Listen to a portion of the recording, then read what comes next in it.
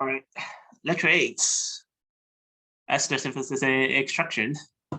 And we first begin with understand the nomenclature of the ester. So the side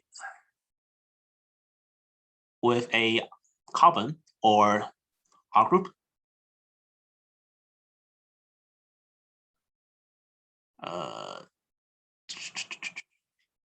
this will be the component of alcohol from our reagent. And the other parts, which only has the R group or the carbon, is the acidic part of our reagent.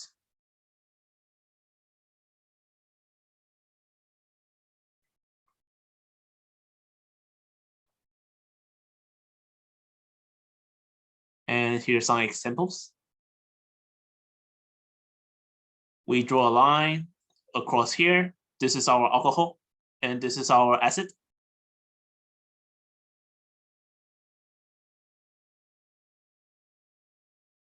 And we can just basically draw this out. When we separated the left side out, we attach a alcohol. We attach a hydroxyl group. And then on the other part, we just attach a hydrogen, and that'll be our alcohol. Same thing down here, where we draw a line across the bond between the carbonyl carbon, and the oxygen. This will be our alcohol.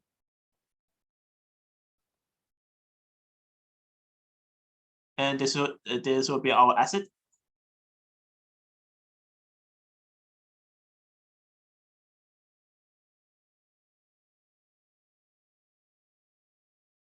And here's a practice question for you guys to work with. The question asks, what is the parent carboxylic acid of butyl butanolate? So the name here, that one's the alcohol, which is butanol.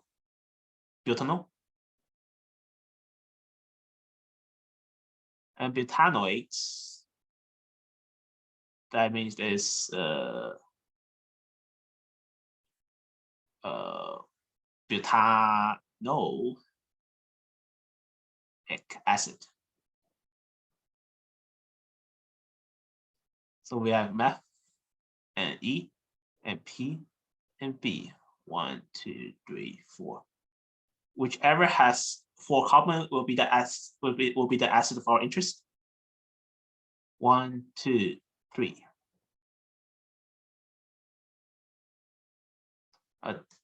Yeah, this is E, this is P, this is B. Yep, it's G.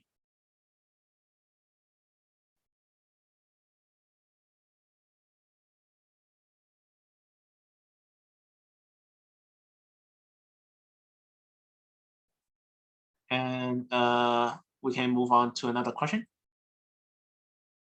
The structure of which fragment ester is shown below.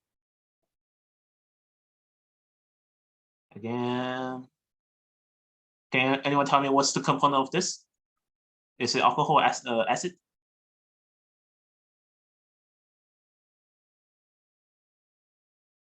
Yep, that one's the alcohol.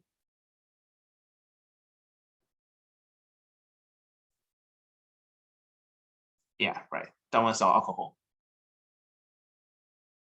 And this one is, of course, the acid. And this is 1, 2, 3, 4. This is 4 carbons.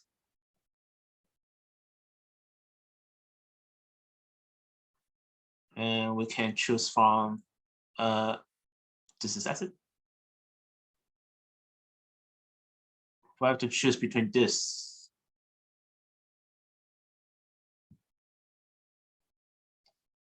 Green methyl butanol is this.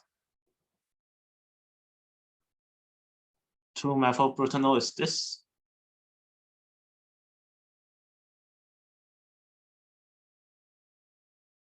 Oh, sorry. Not that one. Yeah, it's basically the one you guys were synthesizing in the in-person lab, the 2-methyl ethanoates. Propionate will be another one right here.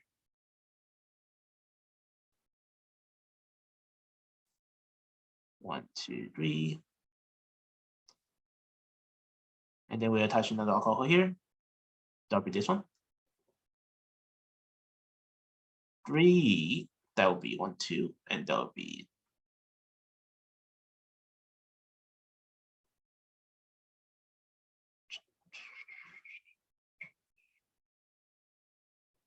methyl propyl. I'm not good at that. But yeah, you guys get the idea.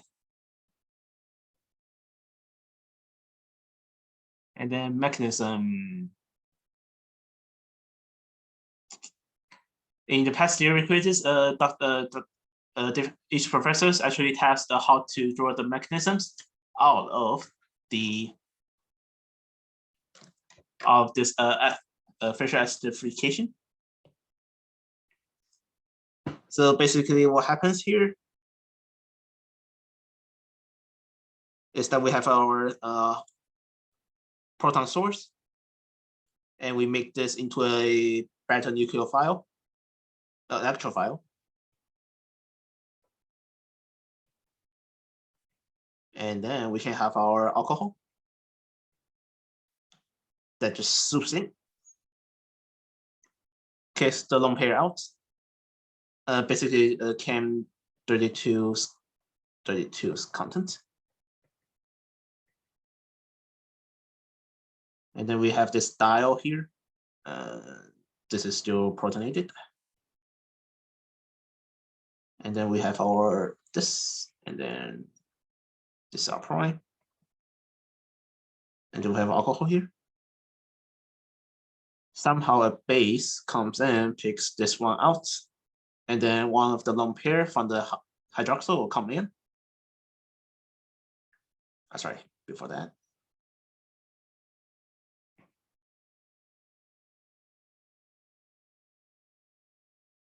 OH, R, OH. And then one of the hydrogen source will be grabbed by this either one of them. This so basically this one becomes a hydronium, which is a great leafing group. And then we can have our lone pair will find one of the oxygen, comes down and kick this out.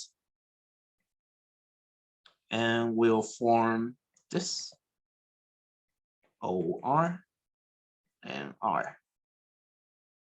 This one is prime.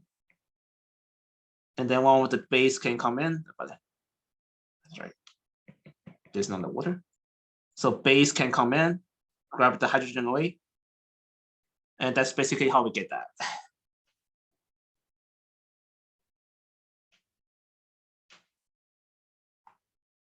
And Dr. Rudik also included the entire scheme in his lecture slide, so you guys can kind of reference to it, just in case if he actually included one in the lecture, in the theory quiz.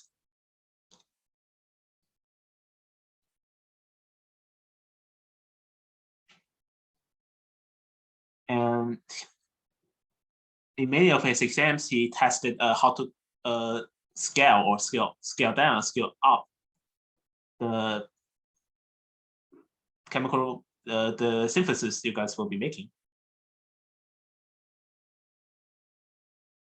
The way he will ask is, but you have to draw it out on a paper or maybe a tablet, and just take the picture of it and then upload it to lab archive.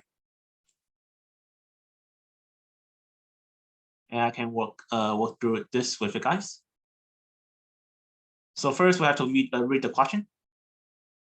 So consider a scale up, and your theoretical yield is 7 grams. And it asks what's the volume of acetic acid will be used. And here's the steps you can follow. How many moles of limiting reagents you need to make for 7 grams of the products? Scale up. Acetic acid.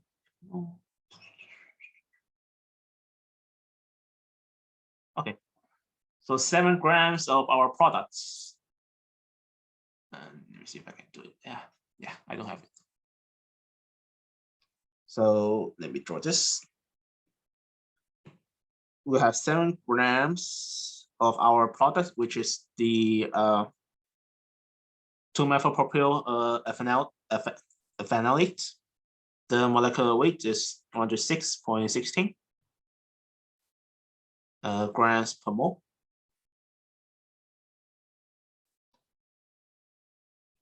Divide. Sorry, let me redraw this. So we have 7 divided by 116.16. This gram per mole.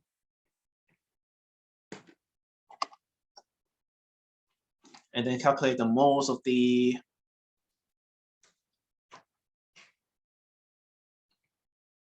ester that was made.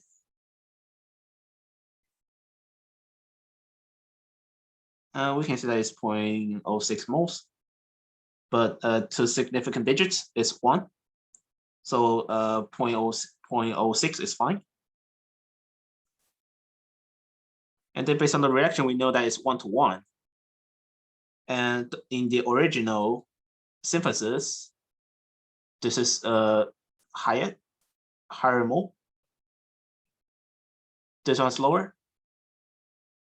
So we know that the alcohol should be the limiting reagents.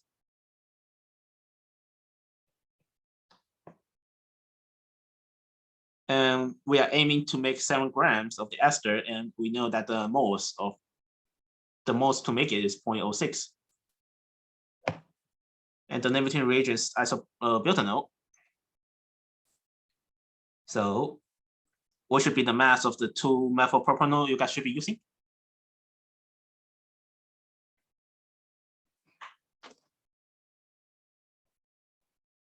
Or can anyone tell me how many moles of alcohol I should use?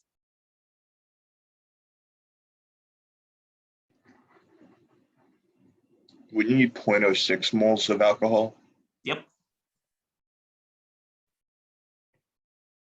Of alcohol, and then by some calculations, we should get grams of our product.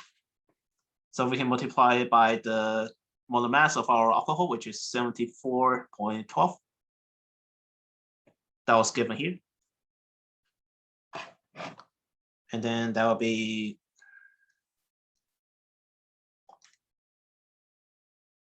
4.4. We can use 4.4 grams. And he also asked what's the volume of the acetic acid used. So for initially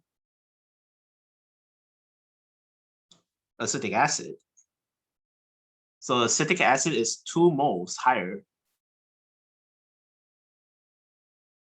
So like we have 0.06 moles of alcohol. And then it's the moles they use is 1 to 2. So we have 0.12 moles of the acid.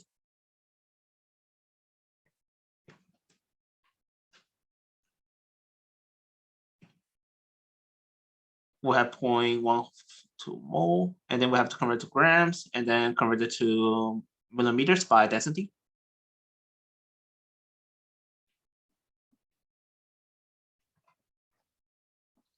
And let me know when you guys got solve this question out.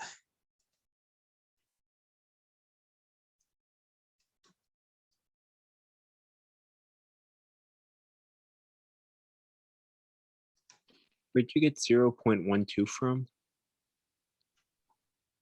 Oh, so we know that initially, based on the recipe that was announced before, it was 0.009 to 0.018, and the difference is a multiplicity of 2. So which means for each mole of alcohol you should have, there should be 2 moles of acid. Okay. Yeah, so that's how I got from 0.06 to 0.12.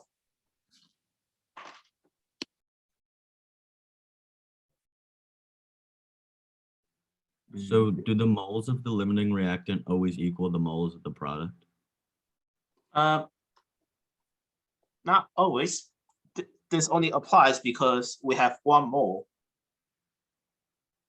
One component of each reactant make one product. If it happens that we have two, it has to be two alcohols, like there's another alcohol here. Just saying, it might happen. Suppose that's the case, we need 2 moles. Let me use a different color. We need 2 moles to make one product. So if we want to make that, the ester, we'll have to multiply by, for each ester, it needs 2 moles of the alcohol.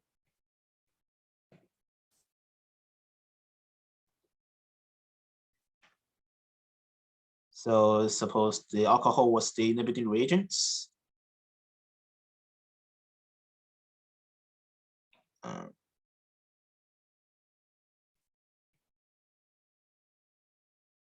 It was 2 to 1, and then ester.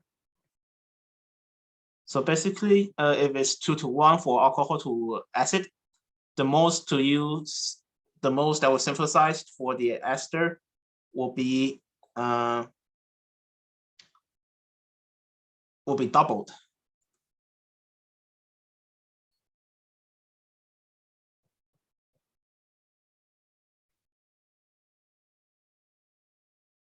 Of the alcohol.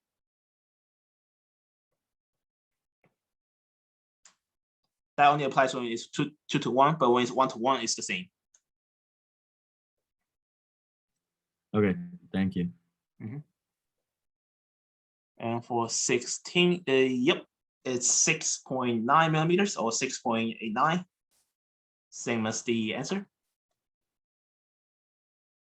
Let me go back. Yep. Let me read the chats. Yeah, it's around 6.9 millimeters.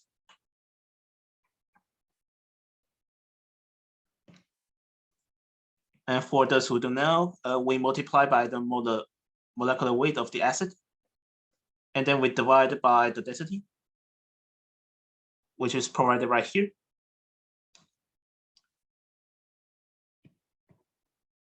Rho is density. Everybody good with that?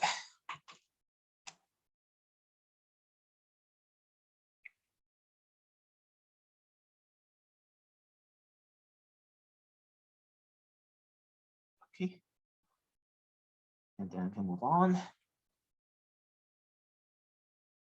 This appeared in lecture 4, same idea. And take a few moments to think which one should be the answer you should choose.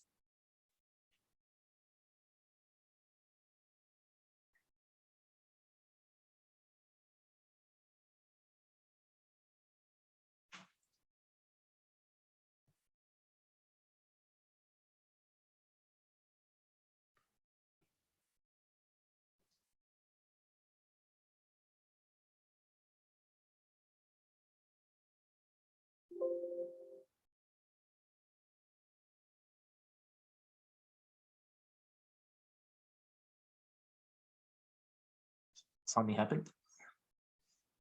And then you go back, sorry.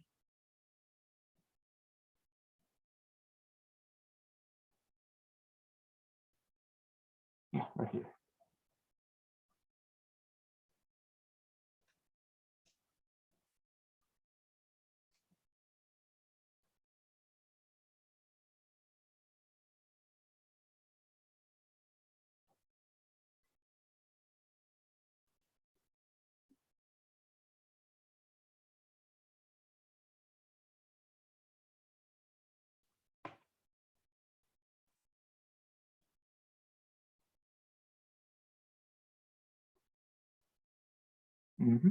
Yep.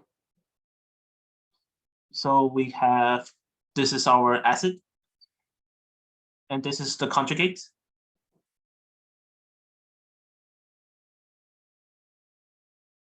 We have our pKa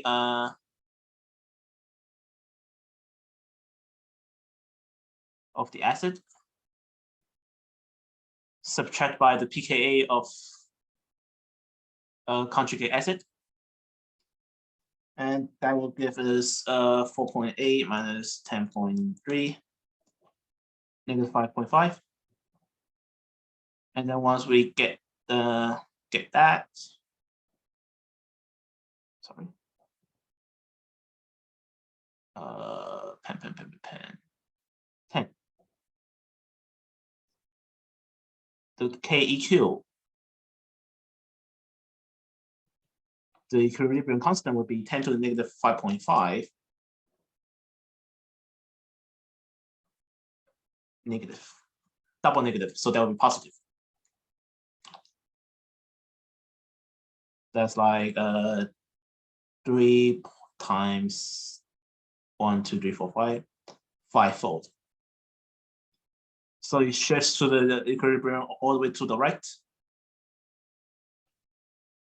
KEQ is 3 times 10 to the 5.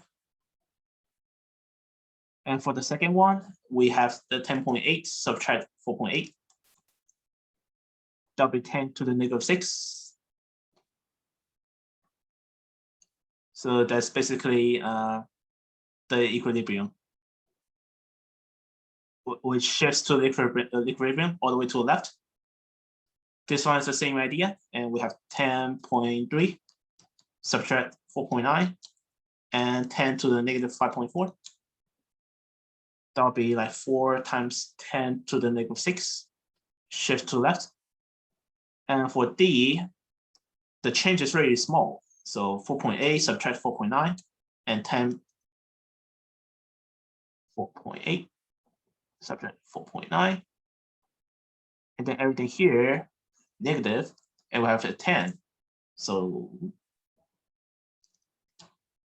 the equilibrium is 1.2, which is really close to 1. That means it's shifting back and forth.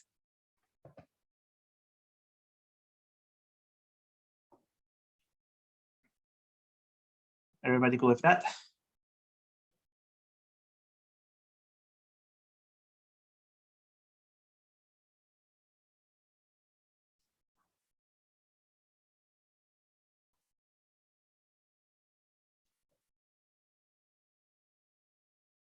Okay, I'll move on.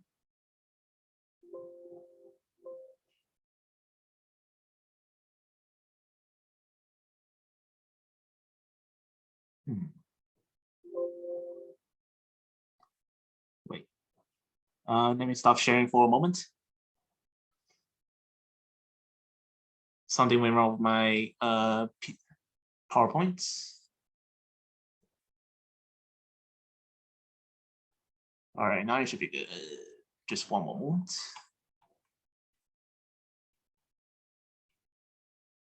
Go up. Okay, and let me share back.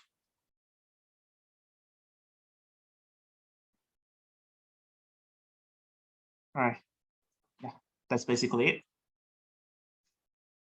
And now let's talk about extraction. To read the extraction diagram, that's kind of like that. We draw an arrow, and the one on the top is the layer with the lower density, and the one on the bottom is the layer with the higher density. So suppose we have ether and water. Water will go to the bottom, and ether will go to the top, because ether has a lower density than water.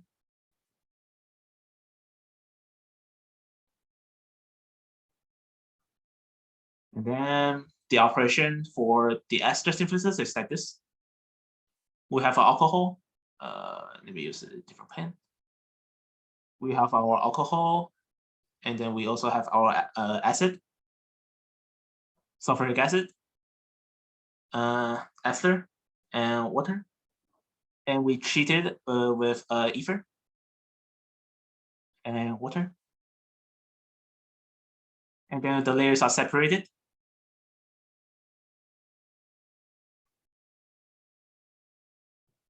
So just by like and solubility rules for lecture 2.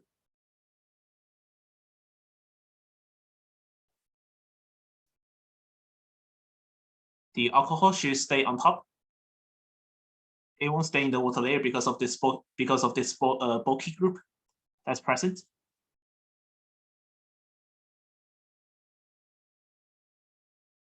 And then we also have our ester.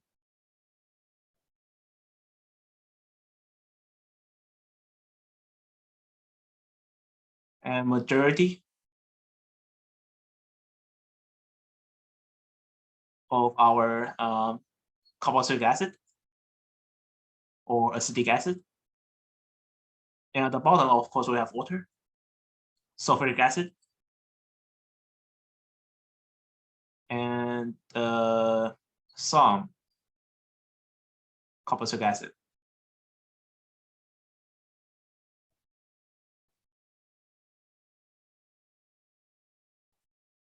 And once we separate them out, we treat it with sodium bicarbonate.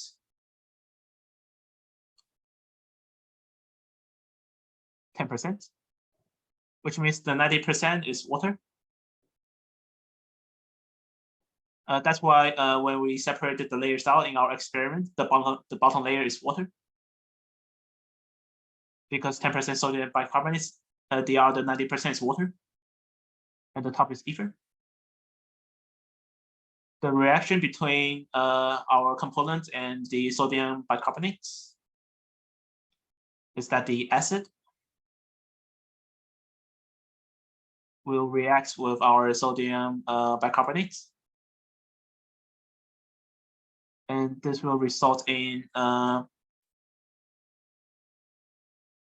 deprotonation. And we have our sodium here. Generates a carbon dioxide gas and water. That's the bubble you guys observe in the experiment.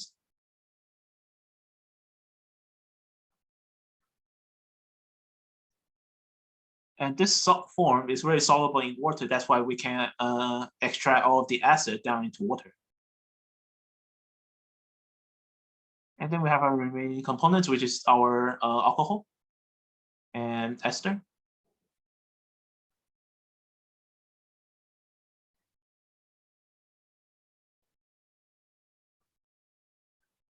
This is not part of the experiment, but if it happens that you are treating it with saturated salt, what's going to happen is that the alcohol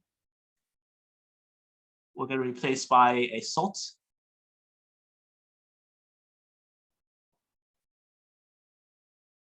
And that one is really soluble in water. So instead of staying on top of ether, it will come back down. It'll come to the bottom. And then our ester will stay on the organic layer.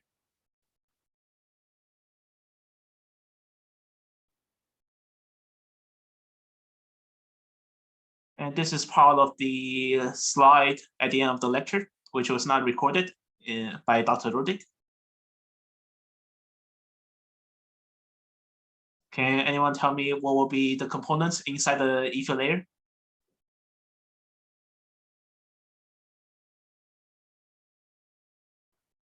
So here we have ester. Here we have alcohol. This is very polar. This is our carboxylic acid. But the chain is very long, so it's nonpolar. And then THF, which is nonpolar too.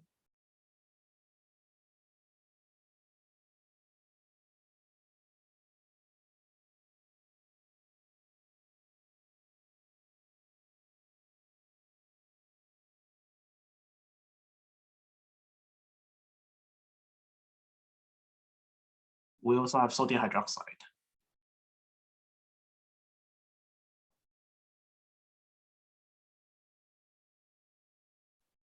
First thing first, what would be if we have sodium hydroxide here? which one you would like to react with?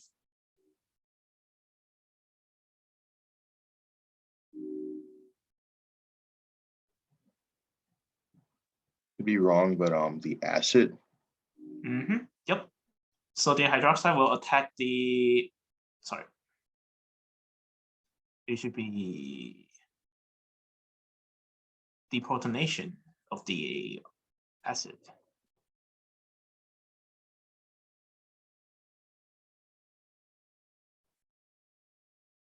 And before it was nonpolar, and now because of this salt, it becomes a salt. Which layer will this participate in? Is it in water or ether?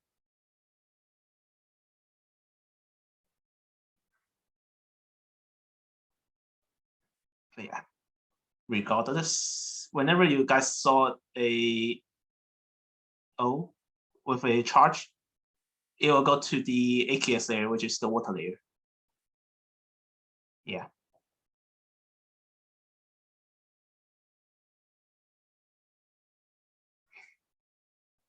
And then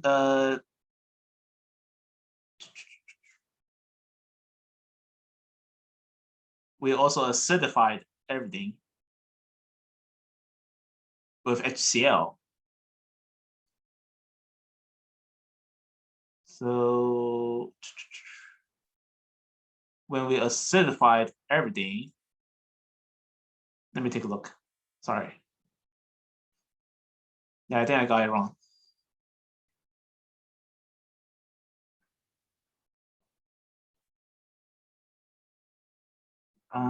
They won't let you draw the structures, but this is one of the questions that was asked in the previous lecture.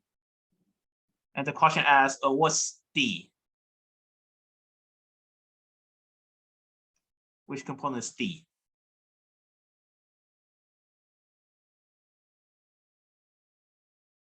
They also ask questions that's relative to extraction. I don't think I posted here.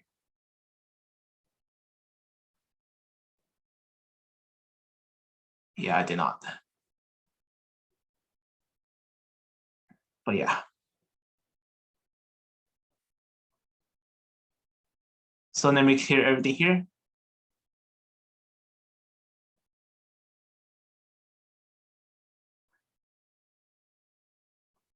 So sodium hydroxide is already in the solution, so they won't react.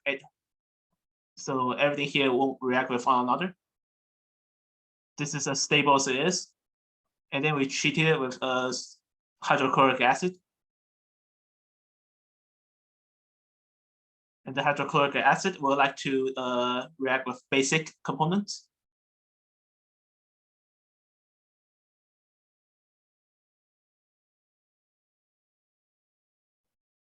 This will make a salt and then water.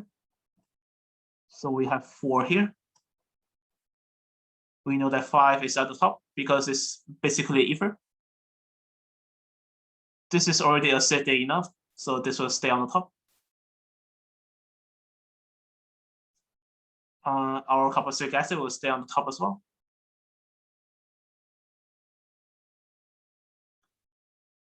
So is our ester. So the point of using HCl is basically remove all of the base out.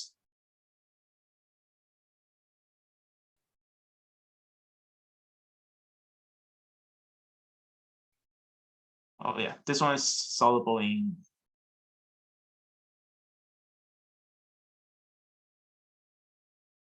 This one is soluble in water. And then we treat it with sodium hydroxide. Same as before, now our environment is acidic, so that's why it can react.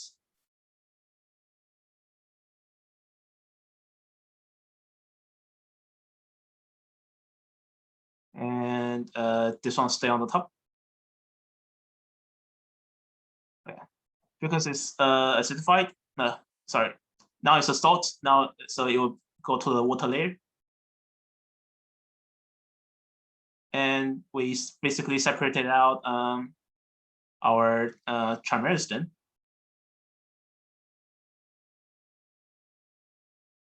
our traversing. And the rest is on the bottom.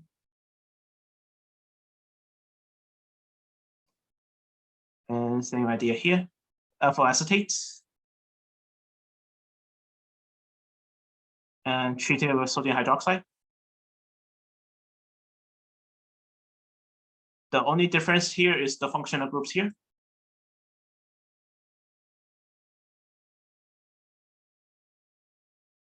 This is just a solvent. So on the top, this will be our alpha acetate.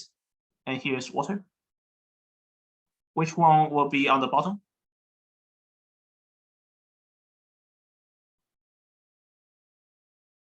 Or the one that will react with sodium hydroxide?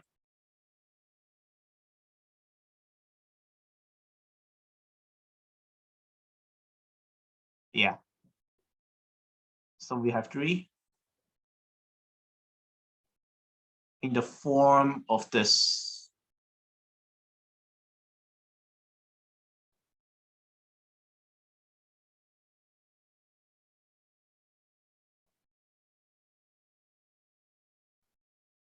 And then everything else on the top.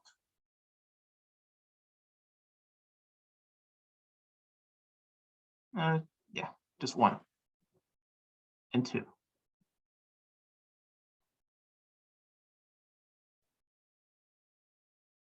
And then we are worried about D. So we have to know that which one goes to the water layer. We treat it with hydrochloric acid. So which one will you guys believe that it will react with the acid? Again, amine is basic.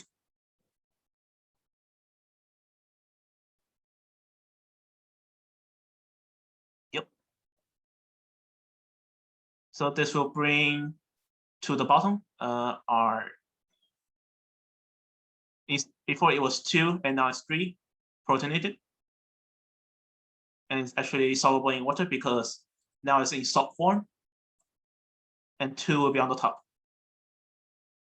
which is organic and nonpolar.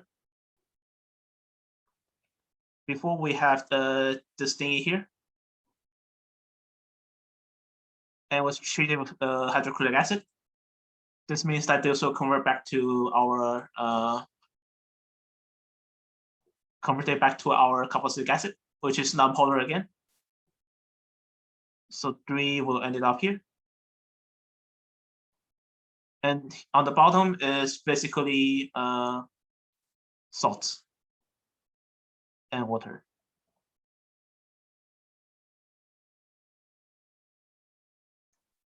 And if we want to further react with this, I don't know. But at the end, we got to D.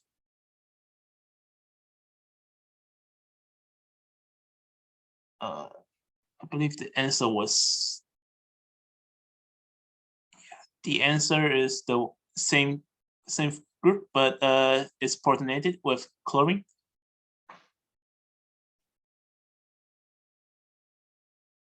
Okay. Any questions regarding extraction? What would G be? Which one? G. G? Yeah. Okay. So we've got, if we have to work this through, we react with sodium hydroxide. What will happen is that it will deprotonate everything here and just basically convert it back to NH2. So D is still in this salt form, and after we react with sodium hydroxide,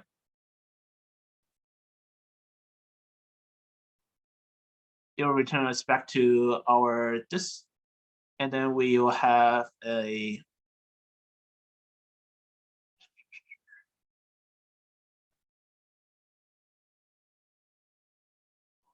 with water and NaCl.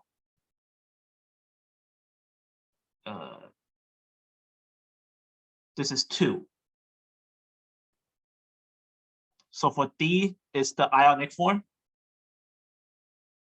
and G is the neutral form, which is basically 1. And D is 1 but protonated with Cl.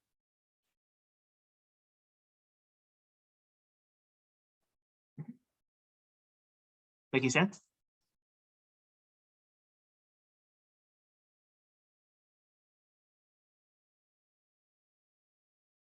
Yep. What will C be?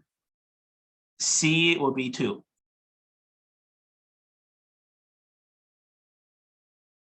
Because it was not reacting with the hydrochloric, reacting with the sodium hydroxide or the hydrochloric acid.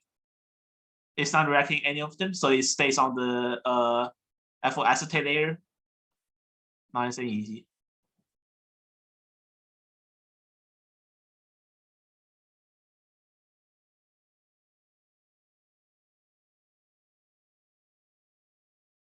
Organic layer. Organic, remember, organic compounds have carbon, hydrogen. That's organic. The inorganic will be the water.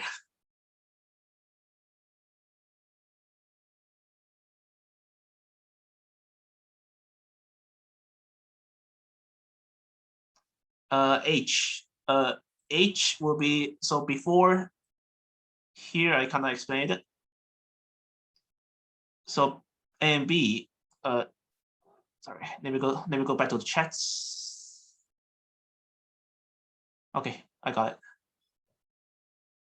So answer to Linda's question, how do we determine A and B? So this is just a solvent that we have to dissolve in. And this one is the reactant. Sodium hydroxide, based on the functional groups we have been seeing here. Oops, I need my eraser. The only difference among all of the molecules are these functional groups here. And Linda, let me ask you, which one will react with sodium hydroxide?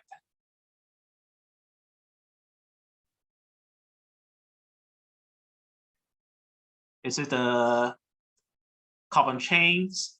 Is it the basic amine or the sort of polar and acidic carboxylic acid?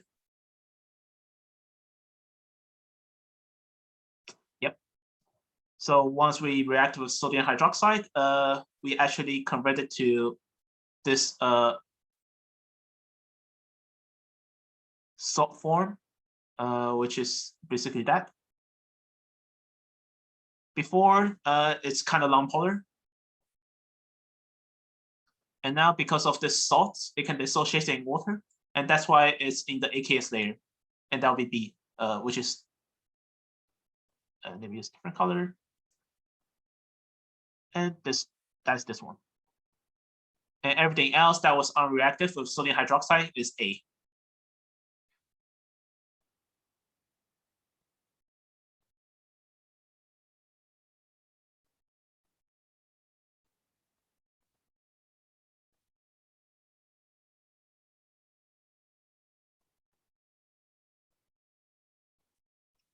And then we just treat it, and then we treated A and B, which is 1 and 2 with hydrochloric acid.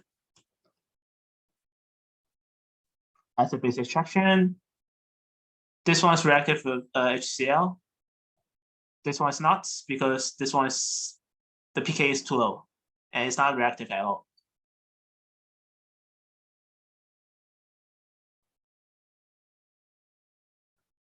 And that will be the end of lecture 8's contents. And this is the questions from the previous exams. I highlighted them out. You guys can work through it.